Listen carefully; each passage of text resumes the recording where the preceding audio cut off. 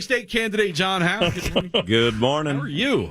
If I was doing any better, I'd be you. Thank you for coming in. First time we've had you in studio. We really appreciate it. First question, obviously, we all covered and talked about the accident at the parade. How are you doing? And how is your campaign manager doing? Well, a doctor said it knocked some sense into me. I got my staples out of the back of my head, and my campaign manager is doing great. I took him to Perkins the other day, and I think he'll be back on the campaign trail next week. Can we take me to Perkins later? Sure. All right. You got my vote. Awesome. John Howe, I know that you've got some, and I'm looking at an article here from NU Journal, but I know you've got some personal reasons for going after the Secretary of State seat, and I actually think that it leans into a bit of what we saw happen yesterday with that Kavanaugh hearing from the standpoint of the left and how they abuse the power that they're given, how they abuse the power that they're given, how they don't think the rules apply to them, whether it's actual rules like campaign finance rules, or whether it's just sort of standard rules of decorum, and how you conduct yourself in public. I think there's a lot to be said about what you're focusing on and the reason why you're running and what we're seeing happening on the national stage as well. Well, I agree with that. What you alluded to is in the 2012 election, I had a personal experience where 13 DFL senators violated the campaign coordination law. 11 of them became sitting senators, and all the DFL had to do was pay a $100,000 settlement to the campaign finance board, and they got to keep their seats. You shouldn't be able to cheat on your election and keep your seats. But going back to Judge Kavanaugh, when I had a friend that was saying, if he's confirmed, he thinks that's going to cost us some maybe women's votes. And I spoke last night down in New Ulm to the Brown County Republicans. They had a fundraiser down there. And I said, it's more important to get Judge Kavanaugh on the bench. That's a 40-year seat. That'll do more for this country, to improve this country, than any of us getting elected to any office. Yeah.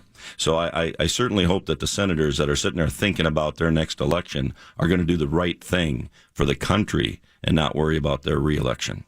Well, and I think, too, when you talk about those potential votes, look, there's something to be said about authenticity and honesty and the desire that people have to see that. This is not, again, and we'll keep reiterating this has nothing to do with taking away any of the credibility of Christine Blasey Ford, because as Drew and I both agree, we do believe that something happened to her, but I also wholeheartedly agree that it wasn't Kavanaugh who went and did that. And to the female vote, do people forget how many people have moms or have wives, and what wives are going to... I know my wife, she doesn't really follow politics.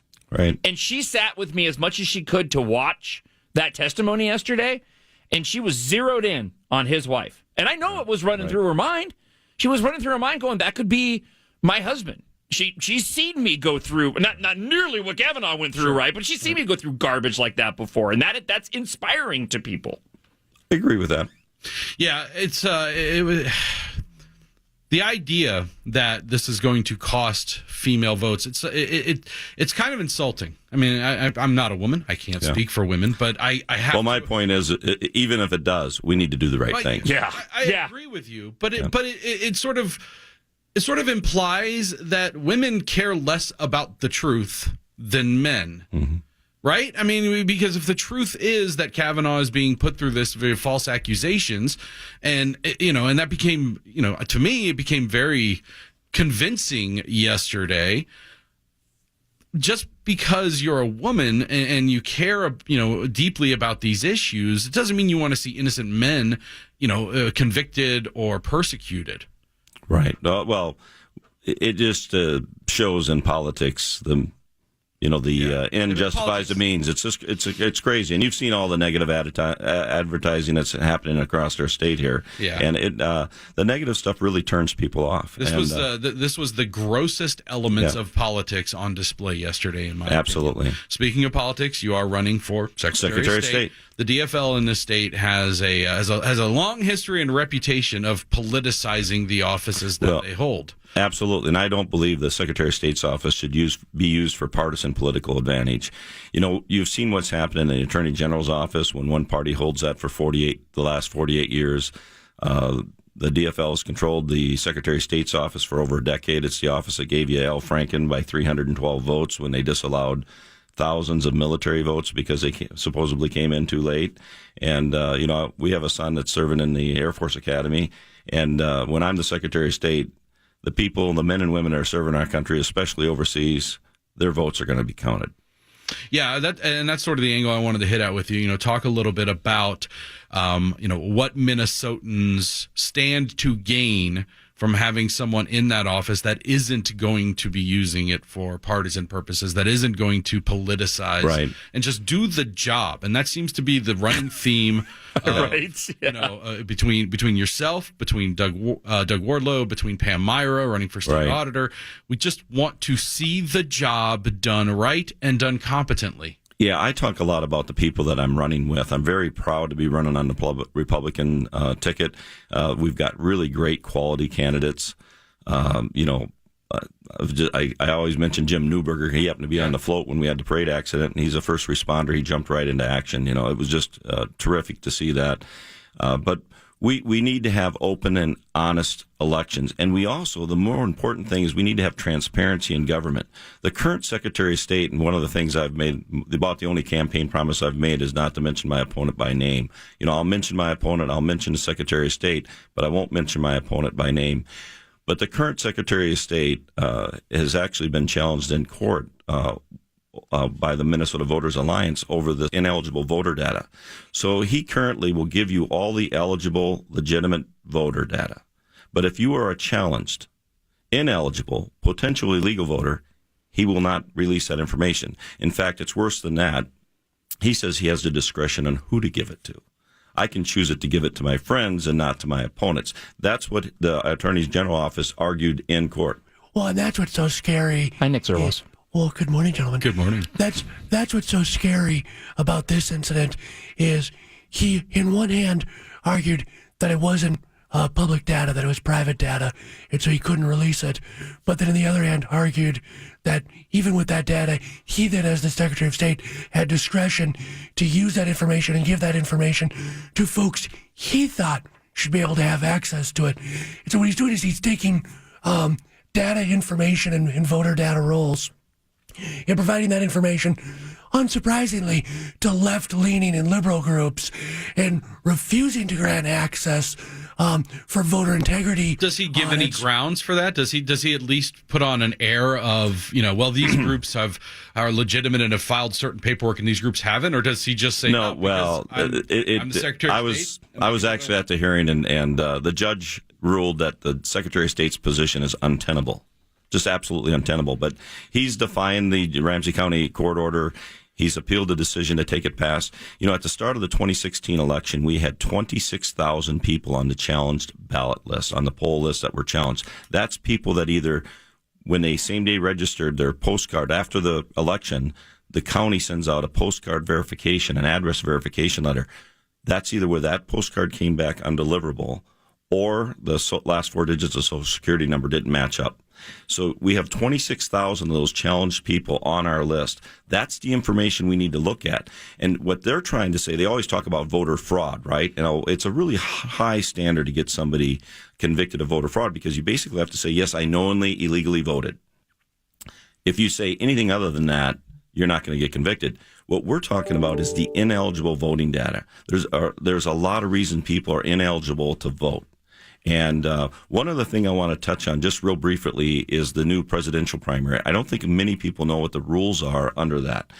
And under the new presidential primary, when you come in to vote, and it'll be held on March 3rd, you have to take an oath to the election judge saying that you're going to support that party's nominee. You're either going to be given a Republican ballot or a Democratic ballot. Your choice, not who you voted for, but your choice of whether you voted Republican or Democrat will now be public information. It'll be public data that anybody can get. And I think that just shatters our bedrock of a secret ballot. I hate that. And the current Secretary of State has done nothing. Has said nothing. And when I go around and talk to people about this, you're kidding me. Yeah. And now, the parties I'm not big on giving oaths to the government. Well, at all. two things are For going to happen. anything. You're going to get a ton of, calls for donations. But can you imagine if you work for Google and the CEO is going to find out, are going to be able to have access that you voted Republican, or vice versa? Yeah. It's just wrong. And so there's a lot of things that we need to improve in the office. And of course, everybody looks at just the election side of it. But the Secretary of State also issues all the business licenses, the LLCs, the partnerships, all those licenses, and also serves on the investment board. That's why, I think my experience of being a mayor of Red Wing and a state senator, along with my private sector experience of owning a small chain of Sears stores and also a property management company, will really aid in that help. But I want to really quickly mention, I always say I'm the mayor of Red Wing and a former state senator, but I'm the guy that passed the yellow flashing arrow law. So when you come to a stoplight and you see that yellow flashing arrow to the left, so I say when you're sitting at that stoplight, you can say, now I know who passed that. And they're going to say who. You say it's not who, it's Howe. He's running for Secretary of State. You can see the hearts in Drew's eyes right now. Oh, I love that. That's right. I will land on a question at the end of this little rant, but we're going to get back to the phone calls on Kavanaugh. But there's something very, in my opinion, that translates to what's happening here in Minnesota. The left and their tactics is fully on display. We kind of keep likening it to the Matrix and being out of the Matrix, and you're actually seeing how everything operates right now. And certainly that happened yesterday during the hearing. But I also think and I think this is where the Democrats are miscalculating in a big way when it comes to these midterms.